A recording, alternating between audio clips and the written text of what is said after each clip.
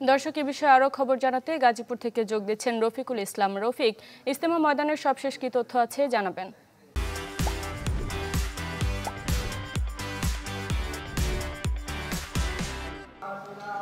শারমিন, কিছুক্ষণ আগে কিন্তু এখানে যৌতুকবিহীন বিয়ে অনুষ্ঠিত হয়েছে। মূলত এই মুহূর্তে যাদের বিয়ে অনুষ্ঠিত হয়েছে তাদের উদ্দেশ্যে মোনাজাত হচ্ছে, অর্থাৎ দোয়া হচ্ছে। যে বিশ্ব ইজতেমার মূল বয়ান মঞ্চ রয়েছে, সেই বয়ান মঞ্চের সামনে বর এবং কনের অভিভাবকের উপস্থিতিতে, কনের সম্মতিতে বিয়েটি অনুষ্ঠিত হয়েছে। তবে কত জনের বিয়ে অনুষ্ঠিত হয়েছে সেটি কিন্তু একটু পরে জানা যাবে। তো আপনি জানেন যে এই মুহূর্তে যে দোয়া হচ্ছে, দোয়ার পরেই কিন্তু আবার বয়ান হবে। সেই বয়ান চলবে মাগরিবের নামাজ পর্যন্ত, এবং মাগরিবের নামাজের পরে কিন্তু বয়ান হবে। বয়ান করবেন ভারতের মাওলানা ইব্রাহিম দেওলা।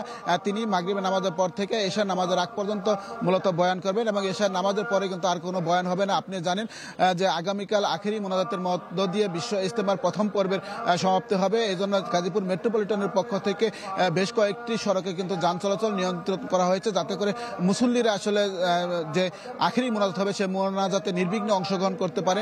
বিশেষ করে ঢাকা ময়মনসিংহ মহাসড়কের ভোগড়া বাইপাস থেকে মধ্যরাত থেকে বন্ধ থাকবে। এছাড়া আবদুল্লাপুর থেকে যে বাইপাস সড়ক রয়েছে সেটিরও কিন্তু কামারপাড়া বেরিবাদ থেকে বন্ধ থাকবে। তাছাড়া যে টঙ্গী কামারপাড়া সড়ক রয়েছে সেই সড়কও বন্ধ থাকবে বলে আমাদেরকে জানিয়েছে। তো এখন পর্যন্ত ইজতেমা ময়দান থেকে এই ছিল সর্বশেষ খবর। রফিক, ধন্যবাদ আপনাকে। দর্শক, ইজতেমা ময়দান থেকে যুক্ত হয়েছিলেন আমাদের সহকর্মী।